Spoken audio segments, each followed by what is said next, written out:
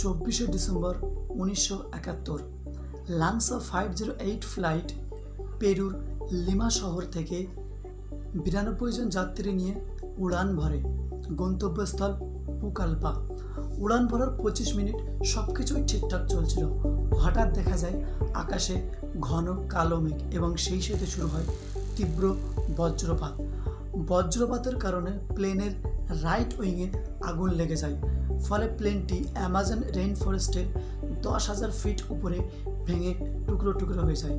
92 জন যাত্রীর মধ্যে 91 জনই মারা যায়, কিন্তু অলৌকিকভাবে বেঁচে যায় 17 বছরের একটি মেয়ে, নাম জুলিয়ানে কোপকে।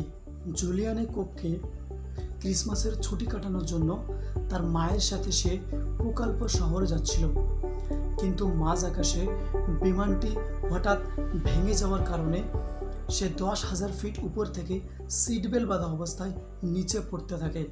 নিচে অ্যামাজনের ঘন অরণ্য হওয়ার কারণে সে প্রাণে বেঁচে যায়, কিন্তু তার কলার বোন ভেঙে যায়, মাথায় চোট লাগে।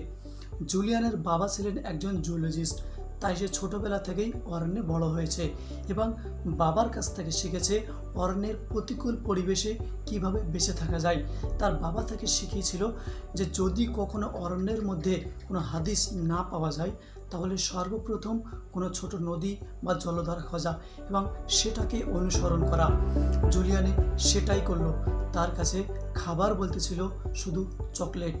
প্রায় 7 দিন ধরে নদীর পাড় বরাবর হাঁটতে থাকার পর একসময় সে চওড়া নদীর দেখা পায় এবং দেখতে পায় নদীর পাড়ে একটা নৌকা বাঁধা আছে এবং তার পাশে আছে একটা কুঁড়েঘর। জুলিয়ানে তার ক্ষত ক্লান্ত শরীরটাকে টেনে ওই কুঁড়েঘরের মধ্যে নিয়ে যায় এবং নৌকায় পাওয়া গ্যাসোলিন তার ক্ষত স্থানে ঢেলে দেয় এবং সেই ক্ষত স্থান থেকে সে 20 থেকে 25টা পোকা টেনে বার করে। পরে ওই কুঁড়েঘর থেকে তাকে উদ্ধার করে স্থানীয় জেলেরা। পরবর্তীকালে জুলিয়ানে জুওলজি নিয়ে স্টাডি করে এবং পেঙ্গুয়ানের জঙ্গলে গবেষণা করেন। তার অভিজ্ঞতার কথা জানিয়ে তিনি পরবর্তীকালে বই লেখেন when I fail from sky.